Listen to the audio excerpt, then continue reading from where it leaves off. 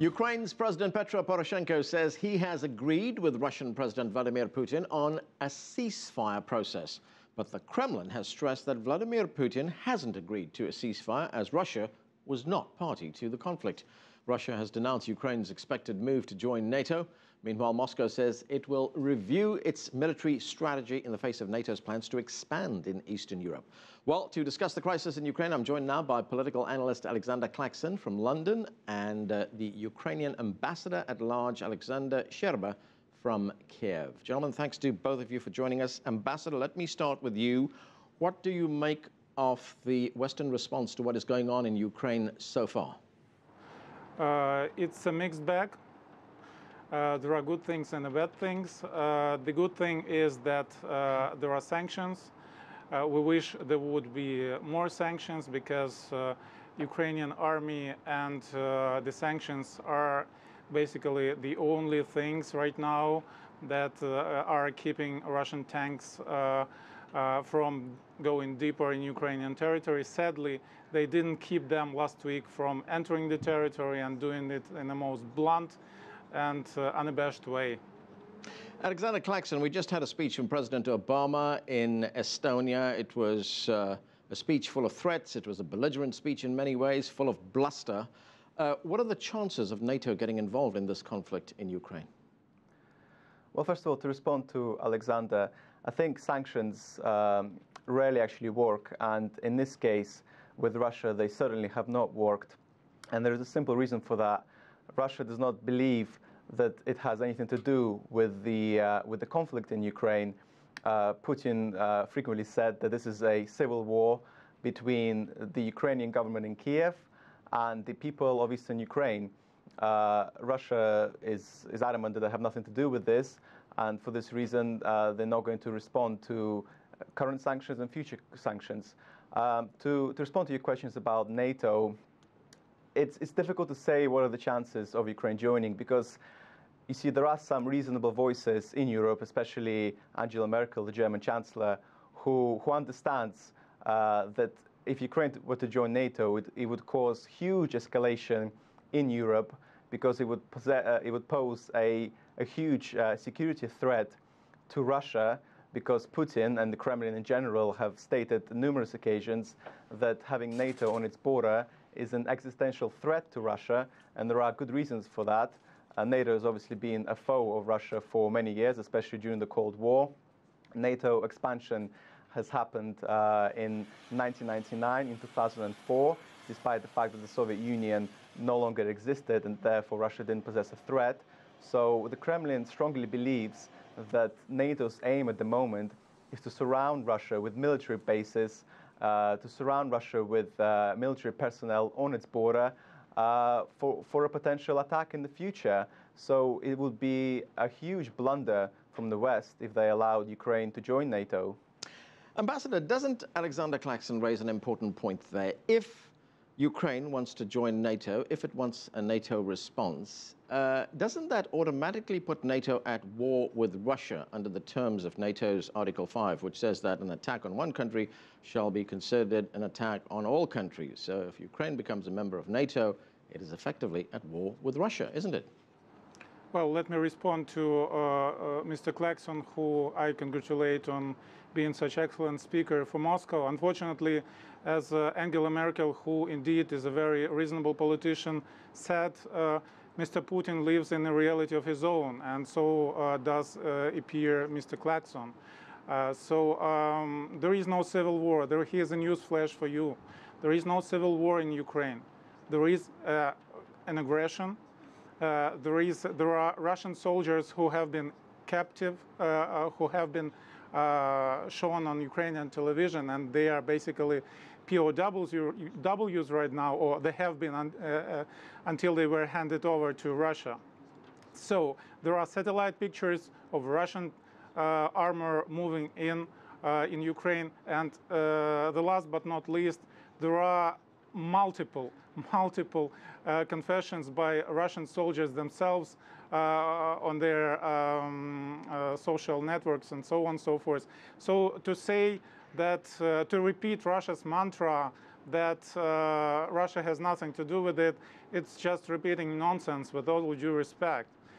With regard to with regard to whether the NATO membership of Ukraine would immediately mean a war with Russia, first of all, try to look at it with Ukrainian eyes. I'm doing it right now, and what we see a country who voluntarily gave up the third biggest nuclear potential in the world, arsenal in the world, and that was in 1994, and it was done in exchange for the honest word of the United States, of Russia, of France, China and the United Kingdom, that they will take care of Ukraine's security, they will protect Ukraine's borders, and so on and so forth.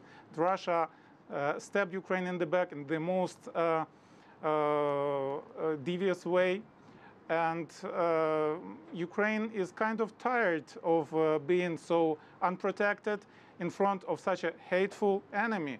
I just remind you, last week, one of the members of such a hateful enemy. Last week, one of the members of the Russian parliament tweeted openly, "The sooner Ukraine ceases to exist, the better for all." And unfortunately, he has not been the only one using this hateful language. Okay. The ideologue and one of the philosophers who are very close to the Kremlin, Dugin, just recently called us the race of bastards that is in need of a new genocide. All right, please try to look at this issue with our eyes. Okay, I need to get Alexander Clackson's response to what you're being saying, especially what the ambassador said at the outset of his reply there, in which he said that there is no civil war in Ukraine. Well, look, of course there is a civil war in Ukraine. So far, according to the UN, 2,600 people have died and 1 million people have been displaced. 800,000 of those have moved across the border to Russia. Now, this is an important point. They haven't moved towards Kiev, they've moved across the border towards Russia. Now, what does that tell you? That tells you that the majority of people, a great majority of people in eastern Ukraine, want closer relations with Russia. Now, Kiev does not want that. So what do we have? We have a split.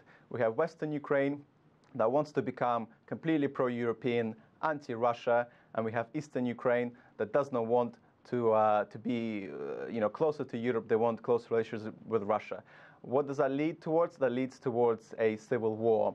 Now, Poroshenko could have prevented this conflict if he negotiated with the people and the leaders in eastern Ukraine. He could have had a dialogue and discussed more autonomy for the region. Instead, he decided to bomb the place, use his own army against his own people, which, let's be honest, the West has criticized, for example, Syrian President Assad for that. They even wanted to intervene in Syria because of that, and yet they support Poroshenko's move to bomb his own people in eastern Ukraine. And this is also an important point. Human Rights Watch, which is obviously a very well-established organization, and actually a lot of the times actually quite anti-Russia, they've blamed Ukraine for the deaths that have occurred. And if you allow me to just to read a quote, and I want to make this right, they said that Kiev's indiscriminate shelling of settlements has resulted in a rapid rise of the death toll. They went on to say that many attacks fail to distinguish between civilians and combatants, which are a violation of international law and the laws of war. So there we have a credible human rights organization blaming Ukraine for the crisis, and yet Poroshenko refuses to negotiate with the people in eastern Ukraine and continues to bomb his own people, which is definitely a grave crime. Okay, let me go to the ambassador. Well, we have that report there from Human Rights Watch ambassador. The other thing that Alexander Clackson brought up, why doesn't Ukraine pursue more vigorously a diplomatic solution? Start talking to the people in eastern Ukraine and perhaps talk about more autonomy? Well, perhaps Mr. Clackson has heard of the organization called the United Nations. There is also the organization called the OSCE, which all have unequivocally blamed this whole situation on Russia.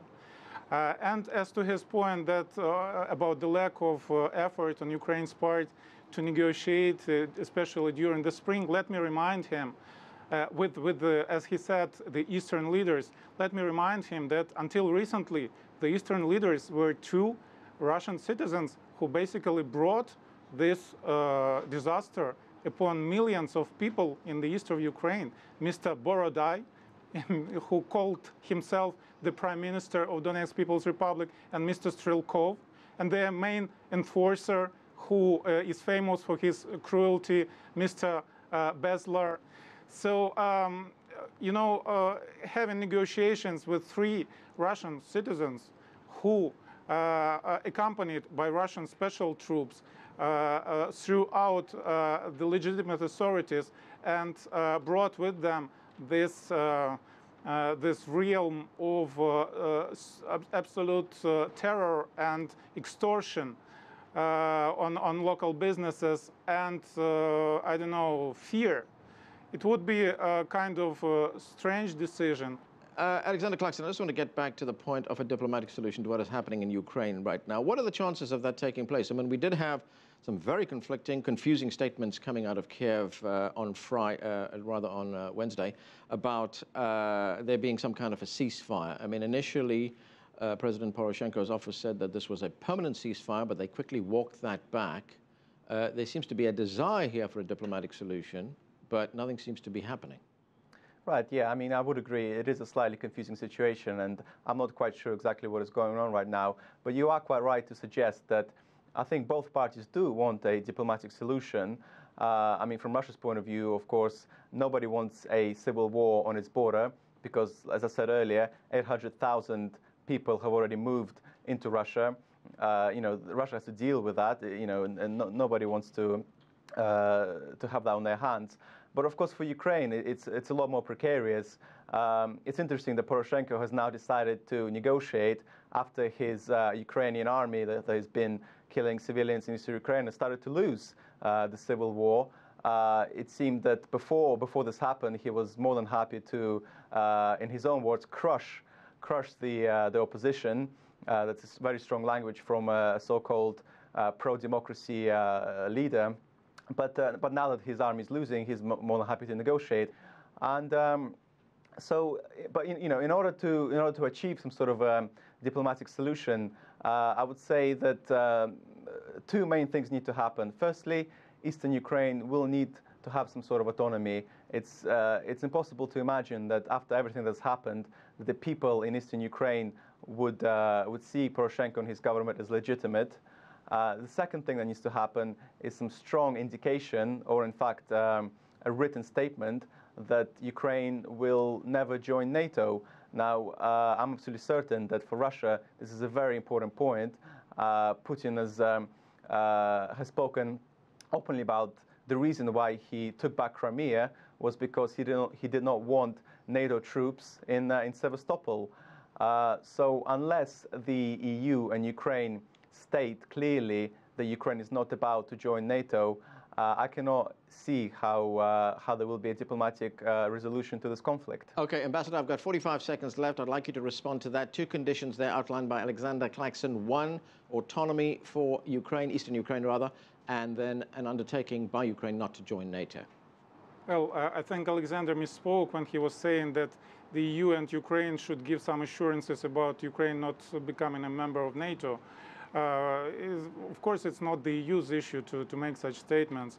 And with regard to the situation when President Poroshenko said he has agreed the ceasefire and President of Russia said he didn't, it speaks volumes. We said we agreed, and they said they didn't.